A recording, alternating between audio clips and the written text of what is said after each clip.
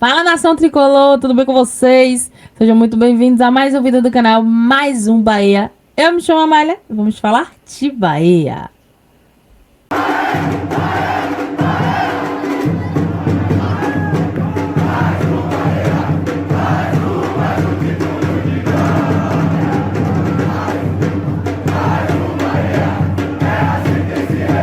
Fala, nação! Gente, notícia importante, né? Assim, de última hora.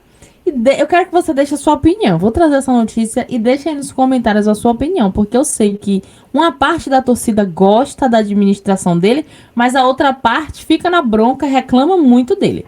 Estou falando nada mais, nada menos dele, Cadu Santoro. Pois é, Cadu Santoro recebeu proposta, meu povo, para deixar o Bahia, mas ele recusou. Pois é.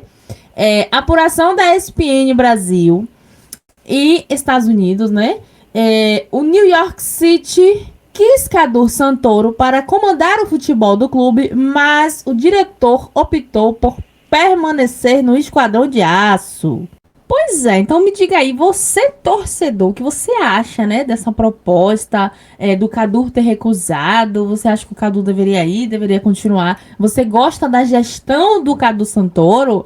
Eu vi alguns comentários, tipo assim, abre aspas, lógico que ele não ia aceitar, o futebol nos Estados Unidos não tem a mesma visibilidade, não é tão grande quanto aqui no Brasil. Bem verdade. Mas acho que o Cadu tá muito feliz aqui no Bahia, né? Acho que tudo que ele vem construindo, ele não abandonaria esse projeto assim. Pois é. E outra notícia muito boa, importantíssima do nosso Carlos Alexandre. Quem lembra aqui no vídeo passado, eu tinha falado sobre o Caio, né? Que o Caio estava em processo de transição. E hoje o Bahia soltou um vídeo do Caio nas redes sociais do Bahia. Repara na fala do Caio Alexandre. Vai jogar, mano? O que é sinistro? Desgraça, velho!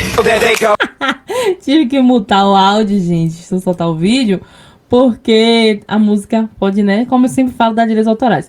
Mas o Caio tá na força do ódio, né? Não doido pra voltar a jogar. E nós também estamos ansiosos pra ver o Caio em campo novamente, para incorporar o nosso elenco. E graças a Deus, né? O Caio tá retornando com tudo, tá em processo de transição e creio que já já o Caio pode estar de volta. Deixa eu ver se ele fala mais alguma coisa. Voltar logo a jogar. O que é sinistro? Desgraça, velho! Ai, Caio Alexandre. E o nosso fantástico Eric Pulga, que também está de volta, graças a Deus, uma notícia maravilhosa. Pulguinha deu entrevista hoje, né? Falou sobre o seu retorno, falou sobre o tempo que ficou parado, falou sobre o próximo jogo. Com fé em Deus, ele já vai estar de volta. Bora acompanhar. Cara, confesso, já tô muito ansioso, né? Espero já chegar domingo, ver aquela arena, né, lotada ali, que vai ser motivo de muita felicidade, cara, porque foi 2 meses muito difícil e estar voltando pra mim assim, ver meus companheiros de volta assim, eles me dando forças, vai ser um momento de muita felicidade, cara, e só quero conquistar o triunfo que vai ser mais importante pra gente no final. O fantástico Eric Pulga, graças a Deus, vai estar de volta. Notícia boa, né, gente? Hoje são notícias boas, graças a Deus. Bom, quem lembra do vídeo do Paulinho que eu trouxe, né, alguns vídeos atrás, ele falando sobre a Libertadores, sobre G5, G6 e tudo mais. E após, né, o jogo do Palmeiras, Flamengo e tal, vamos ter uma final brasileira, né, completa brasileira. E o Paulinho agora fez novos cálculos, né, relacionado às vagas, né, que podem se abrir até um G7. Bora acompanhar o que o Paulinho fala pra gente entender as chances que o Bahia tem, né, de ir pra uma Libertadores.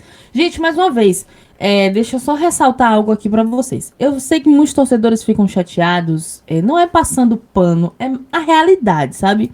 Eu sei que muita gente fala que o Bahia não tem um potencial. Eu também acho que o Bahia atualmente tem um bom elenco, mas não está preparado incompleto para uma Libertadores, porque a gente viu o jogo do Palmeiras e LDU, a gente entendeu muito bem, deu para sentir a energia do futebol e o que é uma Libertadores, né? Mas, gente, tudo são fases, tudo são etapas, sabe? Depois de muitos anos, o Bahia voltou a uma Libertadores, né? E assim, Acho que a gente tava naquela ansiedade do Bahia chegar no, pelo menos uma semifinal e tal.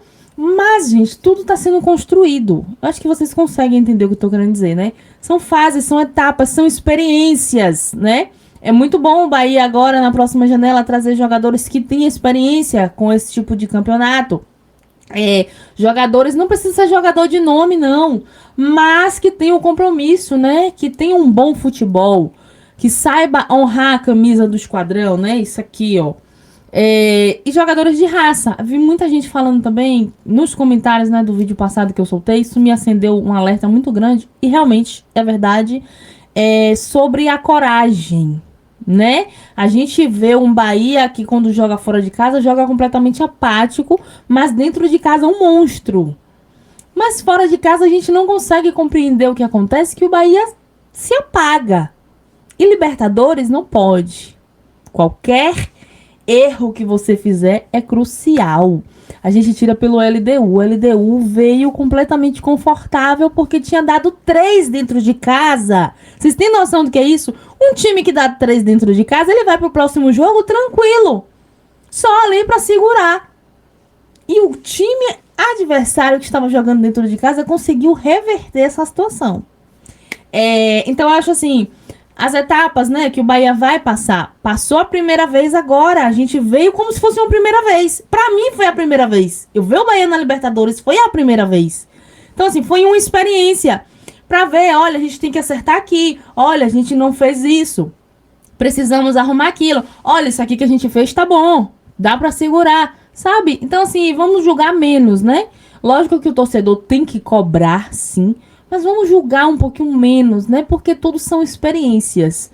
E acho que nenhum clube chegou... vou citar mais uma vez, né? Eu tô falando tanto deles aqui, mas é porque é o que estão no auge, é o que estão na final.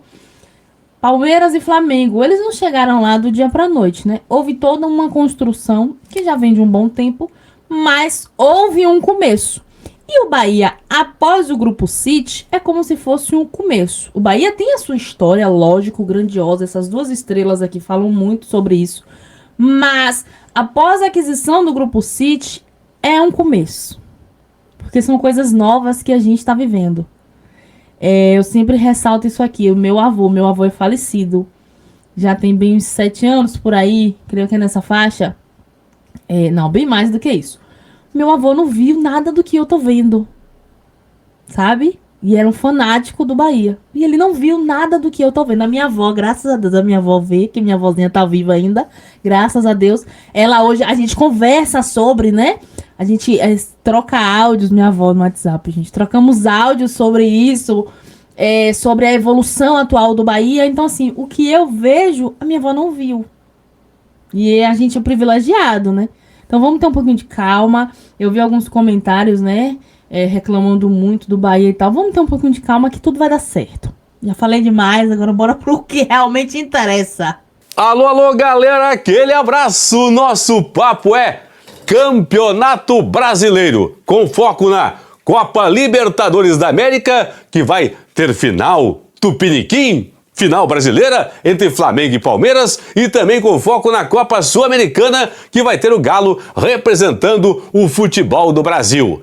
E o Brasileirão virou G7, sim, eu já bato o martelo, G7 no Campeonato Brasileiro. O Flamengo na quarta-feira foi a Avejaneda na Argentina, empatou com o Racing 0-0, garantiu vaga na final. Nesta quinta-feira o Palmeiras em casa conquistou uma excelente vitória. Uma virada espetacular. Havia perdido para a LDU em Quito, no Equador, semana passada por 3-0 e agora venceu em casa por 4-0. Teremos o primeiro brasileiro tetracampeão da Copa Libertadores da América. 29 de novembro acontece a grande final em Lima, no Peru. Ou o Flamengo ou o Palmeiras. Um dos dois vai ser o primeiro brasileiro tetracampeão da América. Campeonato Brasileiro, vamos lá, ó, já coloquei aqui, G7.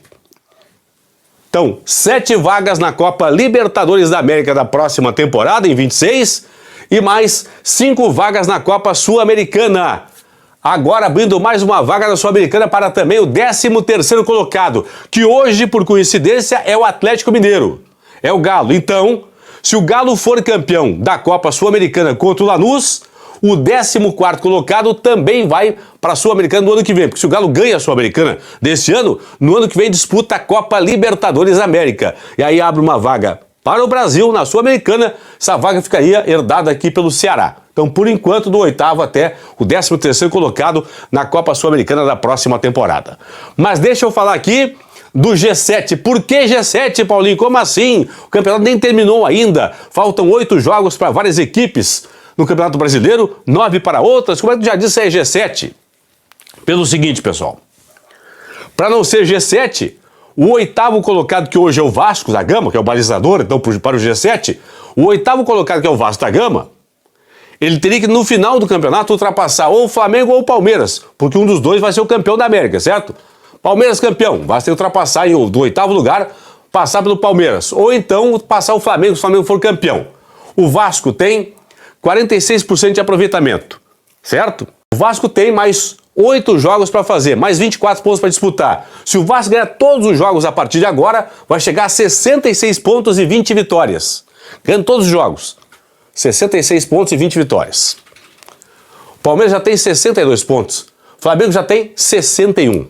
Então, se o Palmeiras aqui fizer mais 5 pontos, e se o Flamengo fizer mais 6 pontos, o Palmeiras tem que fazer 5 pontos em 9 jogos. E o Flamengo 6 pontos em 9 jogos. Então, se o Palmeiras fizer 5 pontos e o Flamengo fizer 6 pontos, nas últimas 9 rodadas, eles já não serão mais alcançados pelo Vasco. Então, por isso que já é G7, cara, pessoal. Porque eu faço projeção aqui. O Vasco, por exemplo, com o aproveitamento atual, chegaria a 53. Mas digamos que o Vasco aumente esse seu aproveitamento atual, que aumente bastante, vai subir mais na tabela aqui, mas não vai conseguir alcançar o Palmeiras e o Flamengo lá no final do campeonato pela projeção de momento. Então, já é G7, com certeza, G7 no Campeonato Brasileiro. Então, neste momento, estariam indo para a fase de grupos da Copa Libertadores da América da próxima temporada. Palmeiras, Flamengo, Cruzeiro, Mirassol e o Bahia, também com vaga direta nesse momento para a próxima edição da Copa Libertadores. Por que os 5 aqui? Porque, digamos, Palmeiras campeão. Palmeiras iria como atual campeão da América para a próxima Libertadores e o Flamengo, por exemplo, pelo Brasileirão. Mais Cruzeiro, Mirassol e Bahia. Se o Flamengo for o campeão da América, ele, Flamengo, vai para a próxima Libertadores como o atual campeão da América. Palmeiras, Cruzeiro, Mirassol e Bahia iriam pelo Campeonato Brasileiro. Assim como o Fluminense e o Botafogo, que nesse momento estariam indo para as fases iniciais da Copa Libertadores da América, que nós convencionamos aqui no Brasil de pré-Libertadores, certo? Então é o seguinte, ó, o Vasco tem 42 pontos, no máximo pode chegar a 66, Palmeiras tem 62, Flamengo tem 61. Então logo, daqui 3, 4 rodadas, os dois com certeza não poderão mais ser alcançados pelo Vasco da Gama, pelo andar da carruagem, pela projeção de momento. Então, por isso que eu bato o martelo aqui, vai ser G7 no Campeonato Brasileiro. Muito bem. Vasco da Gama, nesse momento. Vasco da Gama com 42, São Paulo com 41, Corinthians e Grêmio com 39, Bragantino e Atlético Mineiro com 36 estariam indo para a Copa Sul-Americana da próxima temporada. Aqui eu já expliquei, né, pessoal? Se o Galo for o campeão da Copa Sul-Americana, ele vai no ano que vem disputar a Libertadores. Aí abre vaga para um time aqui no Brasileirão, para a Sul-Americana no ano que vem. Se o Galo for campeão da Sul-Americana, então estaria levando o Ceará para a Copa Sul-Americana do ano que vem, porque aí o Galo vai disputar a Libertadores. E se o Galo perder a decisão para o Lanús na Copa Sul-Americana, ele, Galo, estaria garantindo aqui a última vaga para a Sul-Americana da próxima temporada. Ceará com 35, Inter com 35, Santos com 32, Vitória com 31, matematicamente ainda Fortaleza e Juventude, Fortaleza 27, Juventude com 26, estariam ainda disputando nesse momento, faltando para alguns times aqui 8 jogos, para outros 9 partidas, disputando ainda uma vaga na Copa Sul-Americana da próxima temporada. Mas a informação é esta: com a final brasileira entre Flamengo e Palmeiras na Copa Libertadores da América, o Campeonato Brasileiro, sim, já virou G7. Talvez G8, mas por enquanto já virou G7. Confirmo. Por que é G7? Porque o Vasco da Gama, que é o 8º colocado, não vai ter condições, pela projeção de momento, de ultrapassar lá no final do campeonato ou o Palmeiras ou o Flamengo, o que for o campeão da América, porque o Vasco hoje, repito, no máximo vai poder chegar a 66 pontos.